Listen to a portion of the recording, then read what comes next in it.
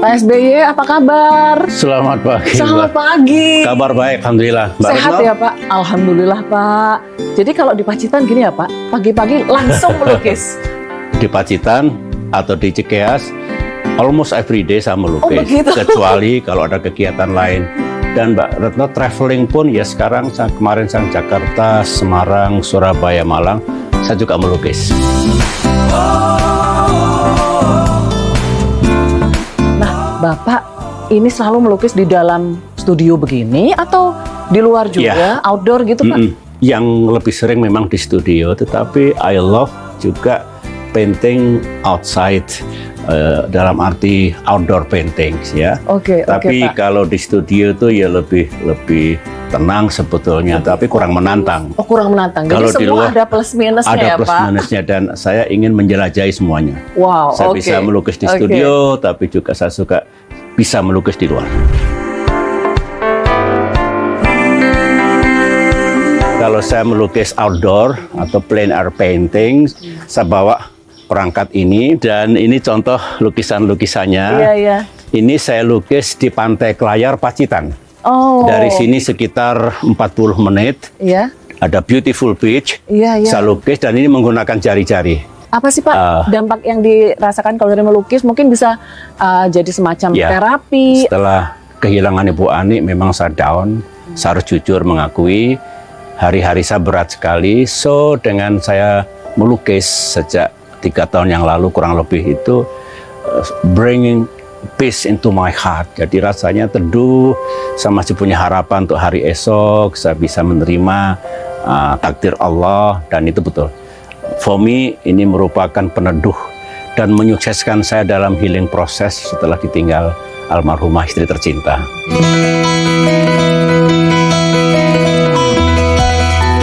Saya kan hobi musik. Ya. Dulu SMA main band bersama teman-teman. Nama grup bandnya apa? Bandnya band Gaya Taruna. Oh, Gaya Taruna. Meskipun masih SMA tapi SMA, sudah Taruna. Berpikir Taruna ya. Satu lagu yang sering kami nyanyikan bareng-bareng dulu adalah Telaga Sunyi. Telaga Sunyi. Jadi aku main bass gitar. Iya. Manis kan? Iya. Suara menggema, melakukan pada Tuhan.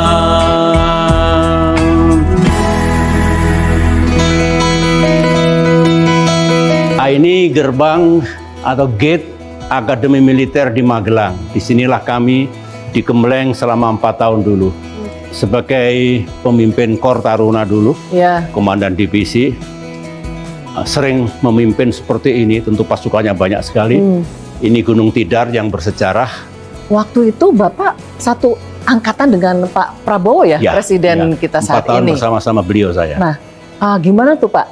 Mungkin ada cerita pertemanan atau jangan-jangan ada persaingan saat itu? Pak Prabowo, sahabat dekat saya, benar kami bersahabat dekat betul, tapi juga bersaing dalam arti berkompetisi secara sehat, ya.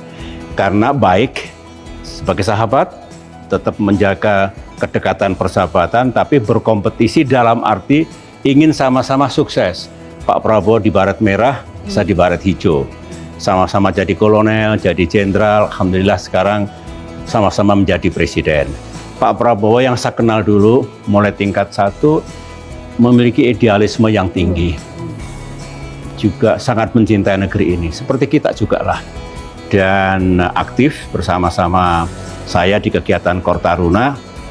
Cuma bedanya, dulu waktu itu saya anak desa dari Pacitan, ayah saya seorang letnan, Pak Prabowo putra menteri. Kalau bahasa Inggris saya kan struggling, tetapi Pak Prabowo bahasa Indonesia struggling dulu. Oh, gitu. Jadi sama-sama ada tantangan, tapi all in all he's a good man, dan saya mendoakan sukses memimpin Indonesia. Kalau sekarang seperti apa Pak hubungan Bapak dengan Pak Prabowo? Tetap bagus ya, bukan hanya kemarin pada saat Pilpres, tetapi sebagai sahabat kami kerap bertemu, mendiskusikan banyak hal, bagaimana negeri ini makin baik, ekonominya, kesejahteraan rakyatnya, kedaulatannya dijaga, kemudian sistem hukum, keamanan dan sebagainya. Saya menghormati beliau, beliau menghormati saya, jadi indahlah. Dan falsafah saya Mbak Retno, di Indonesia hanya ada satu matahari, Pak Prabowo. Tidak boleh ada matahari kembar. I respect for him, beliau juga tetap hormat kepada saya, jadi tetap indah persahabatan kami berdua. Kita lanjut kemana ini Pak Baik, sekarang? kita jalan dulu, nanti melewati episode waktu saya berada di TNI. 30 tahun bukan waktu yang singkat Mbak Retno. Saya mengemban tugas di Timur Timur total hampir 5 tahun, karena 3 kali. Ini waktu saya memberikan perintah kepada seorang letnan untuk melaksanakan operasi di suatu tempat gitu, namanya Wiyarto, pensiun Mayor Jenderal ini, dulu masih letnan, dikubuk seperti ini. Dulu waktu saya bertugas di Bosnia, From Indonesia with Peace, saya ingin menjadi juru damai sebagai Chief of the United Nations Military Observers, menjaga perdamaian after conflict, after war di Bosnia. Dingin karena saljunya luar biasa. Detail sekali loh Pak SBY. Jadi beneran waktu masuk ruangan ini tuh dingin banget. Ternyata karena ini di Bosnia dan lagi turun salju seperti ini. Ini menggambarkan era di mana Bapak beralih dari militer ke sipil ya Pak ya. Meninggalkan karir militer Bapak yang masih tersisa 7 tahun ya Pak sebelum usia pensiun ya. Ini kalau saya boleh cerita, di akhir masa Pak Harto dulu, saya diminta untuk menjadi salah satu menteri beliau. Tetapi saya menyampaikan pada pimpinan saya Pak Wiranto, Pak mohon disarankan biar saya masih di TNI untuk melanjutkan tugas. Waktu Pak Habibie menjadi presiden, saya diminta lagi untuk masuk kabinet. Saya kembali menyarankan Pak Wiranto biar kami melanjutkan reformasi. Bisa menerima baik Pak Harto, Pak Habibie. Nah ketika Gus Dur, beliau tidak saya memerlukan dia. Dan saya sudah diusulkan menjadi Chief of the Army, menjadi Kasat dulu, tetapi Presiden mengatakan tidak. Kalau Kasat banyak yang bisa menjadi Kasat, saya memerlukan you membantu saya di kabinet. Saya bilang yes sir.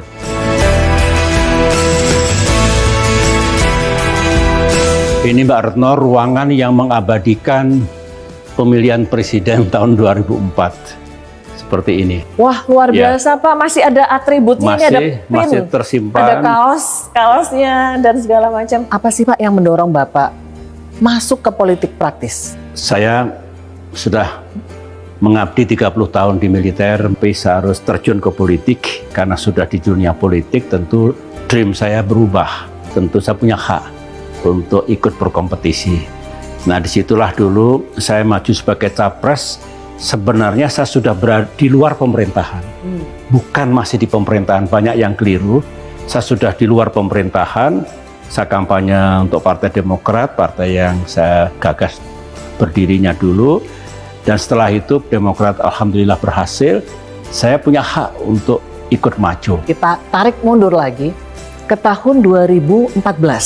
Saat itu kontestasinya antara Pak Jokowi dan Pak Prabowo itu begitu keras. Dan begitu panas. Bapak, yang Bapak lakukan sebagai presiden saat itu untuk menjaga supaya situasi tetap kondusif. Mengapa keras? Karena memang tidak ada presiden incumbent. Jadi baik Pak Jokowi bersama Pak JK, Pak Prabowo bersama Pak Hatta Rajasa merasa punya kans, merasa punya opportunity untuk terpilih menjadi pemimpin bangsa. Nah, saya melihat kerasnya benturan, maka saya mengambil posisi sebagai presiden, biarlah saya netral, tidak mendukung dan memberikan endorsement kepada siapapun. Tugas saya adalah memastikan agar pemilu itu berlangsung secara damai. Meskipun keras kontestasinya, jangan sampai mengalir ke akar rumput, menggoncangkan stabilitas dan keamanan nasional. Saya juga ingin pilpresnya berlangsung secara damai, jujur, dan adil. Free and fair elections. Oleh karena itu, saya kontrol betul apakah TNI, Polri, Intelligence, lembaga negara, penegak hukum, mesti netral. Biarkan pasangan itu berkompetisi dengan baik. Ketika diumumkan melalui quick count, saya mendapatkan intelligence, bukan hanya rumor, bahwa bakal terjadi benturan keras pada hari berikutnya lagi. Tentu saya tidak ingin Indonesia terkoyak karena benturan, apalagi kerusuhan, apalagi kalau ada korban jiwa. Oleh karena itu, tengah malam sekitar jam 10, saya undang Pak Jokowi dan Pak Yusuf Kala ke Cikeas. 1 jam kemudian saya undang Pak Prabowo dan Pak Hatta ke Cikeas. Di ruangan itu saya sampaikan, mohon please kendalikan pendukung-pendukungnya. Jangan yang sudah bagus tercoreng karena benturan di lapangan di Jakarta. Rakyat mau bilang apa? Dunia mau bilang apa? Alhamdulillah, subhanallah, kedua-dua pasangan itu bersedia. Saplong betul, karena ini penting bagi nama baik Indonesia. Terus ada acara buka puasa bersama Mbak Retno, saya undang dua-duanya, berjabat tangan di situ, indah. Dan itu bagian dari sejarah, tapi yang jelaskan transisi antara Pak Jokowi ke Pak Prabowo bagus. Sebetulnya transisi dari saya ke Pak Jokowi juga bagus. Karena saya hormati beliau, saya undang ke istana, saya kasih karpet merah, terus saya meninggalkan istana bersama Ibu Ani dulu. Ini mengenai hubungan Pak SBY dengan Ibu Megawati nih Pak, Iya. yang disebut-sebut masih berjarak. Apakah pandangan ini benar? Jujur, kalau ada yang berpandangan seperti itu tidak salah, meskipun tidak berarti tidak bisa bertemu sama sekali, tidak bisa berjabat tangan, tidak bisa berbicara secukupnya, tidak seburuk itu sebetulnya. Tapi memang benar, belum cair sekali. Kalau saya berusaha memahami Mbak ya, mungkin kontestasi kami dulu juga keras. Tahun 2004, 2009, barangkali itu pengaruh atau sisa-sisa dari kontestasi yang keras ya. Yang lain tidak ada, yang jelas Mbak, saya menghormati beliau sebagai presiden pendahulu ya, dan tidak ada hambatan dari sisi hati saya ya. Mungkin time will tell, mungkin sejarah akan menakdirkan nanti seperti apa hubungan saya dengan beliau ke depan. Apa ada upaya Pak untuk mungkin membuka kembali komunikasi? Sebetulnya ada, dan boleh dikatakan banyak ya.